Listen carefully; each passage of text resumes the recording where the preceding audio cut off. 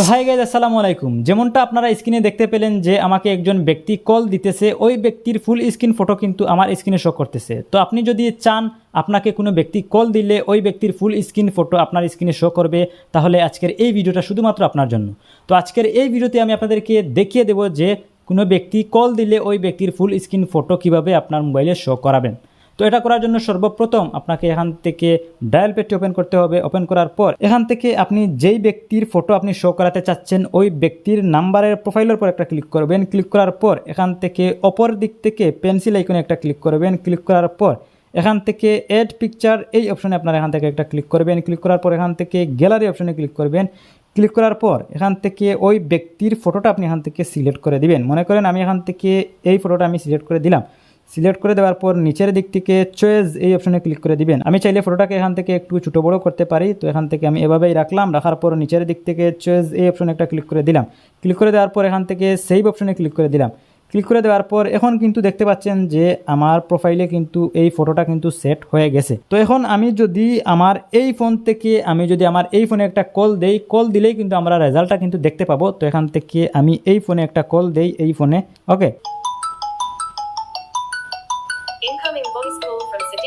ওকে, তো বন্ধুরা আপনারা দেখতে পাচ্ছেন যে আমি আমার এই ফোন থেকে এই ফোনে কিন্তু একটা কল দিয়েছি। দেওয়ার পর আপনারা এখান থেকে দেখতে পাচ্ছেন যে আমার যে প্রোফাইলটা আমি এখান থেকে সেট করেছি, মানে আমি যে পিকচারটা সেট করেছি ওই পিকচারটা কিন্তু গোল আকারে কিন্তু এখানে দেখাচ্ছে, মানে সার্কেল আকারে কিন্তু এখানে দেখাচ্ছে। তো এটাকে আমরা ফুল স্ক্রিন করব। তো এটাকে ফুল স্ক্রিন করার জন্য আমাদের ফোনে ছোট্ট একটা অ্যাপ্লিকেশন কিন্তু ইনস্টল করতে হবে।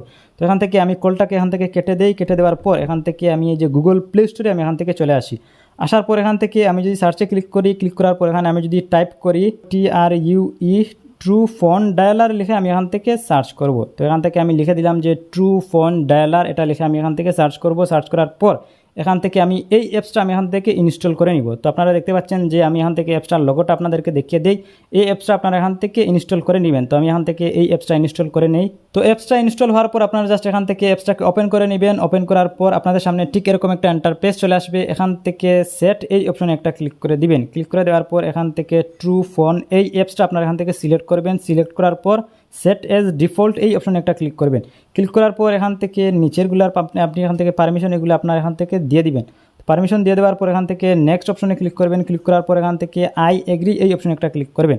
ক্লিক করার পর এখন কিন্তু আমি যদি আমার এই ফোন থেকে আমার এই ফোনে যদি আমি এখান থেকে যদি একটা কল করি, কল করলেই আমি কিন্তু দেখতে পাবো যে আমার কিন্তু ফুল স্ক্রিনে ফটোটা দেখাবে। তো এখান থেকে আমি এই ফোন থেকে এই ফোনে একটা কল দিয়ে দেখাই আপনাদেরকে। ওকে, তো এখন আমি এই ফোন থেকে এই ফোনে একটা কল দিতেছি। কল দিলেই আপনারা দেখতে পাবেন যে ফুল স্ক্রিন ফটো এখানে দেখাবে। ওকে,